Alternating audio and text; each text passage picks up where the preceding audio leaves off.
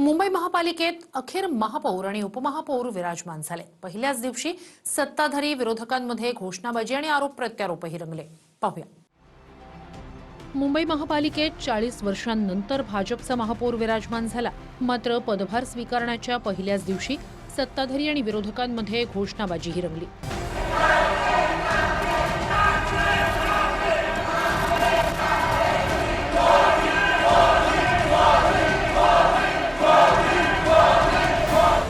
कार्यक्रमाला मुख्यमंत्री देवेंद्र फडणवीस आणि उपमुख्यमंत्री एकनाथ शिंदेंसह काही मंत्री उपस्थित होते।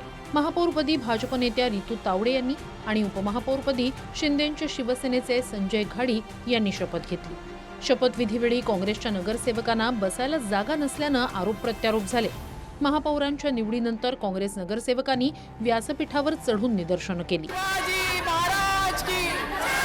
छत्रपती शिवाजी महाराज की आणि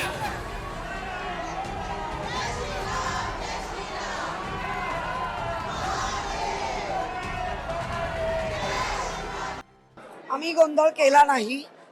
आम्ही बाहेर घोषणाबाजी करत चालत आल्यानंतर आम्ही आमच्या जे बैठक दिली होती आमच्या आयुक्त आणि MS डिपार्टमेंटनी, त्या बैठकीला आम्ही बसत असताना ताकदीने कारण नसताना बॉडी लँग्वेज वेगळ्या ठेवून भाजप शिंदे गट वेगवेगळ्या पद्धतीने बॉडी लँग्वेज वेगळी करून घोषणा देत होते। जे काही चाललं होतं ते बघत होतो आणि आम्हाला तो धक्का होता की काही माजी महापौर सुद्धा उठून ज्या पद्धतीने हातवारे, म्हणजे त्यांनाही ठाऊक आहे ज्या वेळेला महापौरांचं भाषण सुरू असतं, उपमहापौरांचं भाषण सुरू असतं, त्यांचं निवेदन असतं आणि पीठासीन अधिकारी आज बसले होते, त्यावेळेला काही नीतिनियम पाळण्याची गरज होती।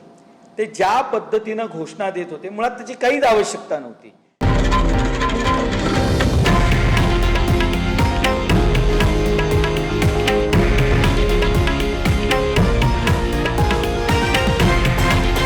हे आहे देशातील नंबर 1 न्यूज नेटवर्क आणि आपण पाहत आहात TV9 मराठी, एकमेव।